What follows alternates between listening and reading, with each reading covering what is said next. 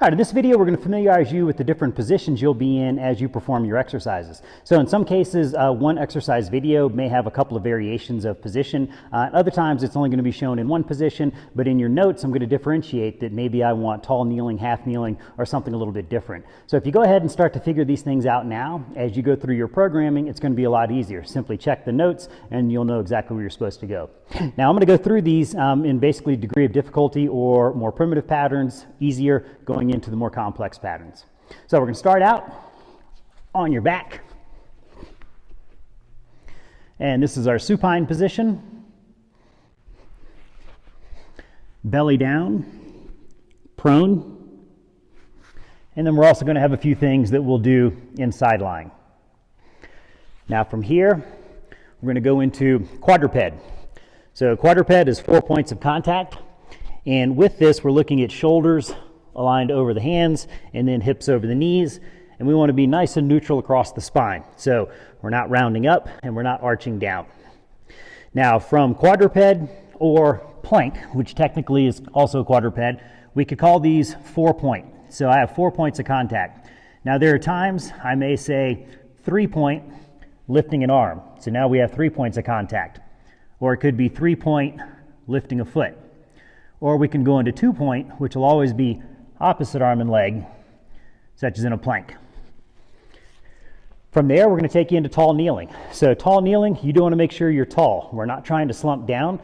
Extend your hips, nice straight line, and then keep an eye on the position of your pelvis. There's a big tendency to get into either arching or shooting the butt back. So we want a nice side line, knee, hip, shoulder, and ear, and then get nice and tall through the thoracic spine and a little bit of a pelvic tuck to keep all of that neutral. From tall kneeling, we'll go into half kneeling. So in half kneeling, we're looking at 90-degree front knee, 90-degree back, and you're going to curl the toes under of the back foot. Use off of half kneeling is inline. So inline simply means we're going to take that front foot, scoot it over so it's on the same line as the back knee, and this is going to increase the rotational demand for your hips. So this is our inline half kneeling, or it could be called half kneeling inline. From here, we're going to go ahead and bring you to a standing position.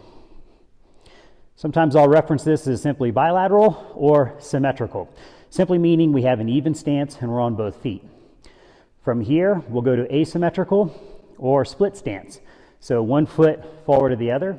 And then we can also go into that same inline position here. So I'm going to bring the front foot over, align it with the back foot. And it's not so much a heel toe. All we're doing is saying that we want you to be on the same line or something like a tightrope. Again, as soon as we narrow your stance, we're increasing the rotational demand on your hips. From our split or asymmetrical stance, in line, we're not going to go to unilateral. So unilateral is simply being on 1 foot. So those are the basic positions that we're going to go through. In different exercises, I'm always going to have a reason behind why I want you to do it a certain way. So if I want you in half kneeling, there's a reason for that. So go through these. I'm also going to have some still shots for you can access just to make it a little bit easier, and it's going to make it more efficient programming down the road.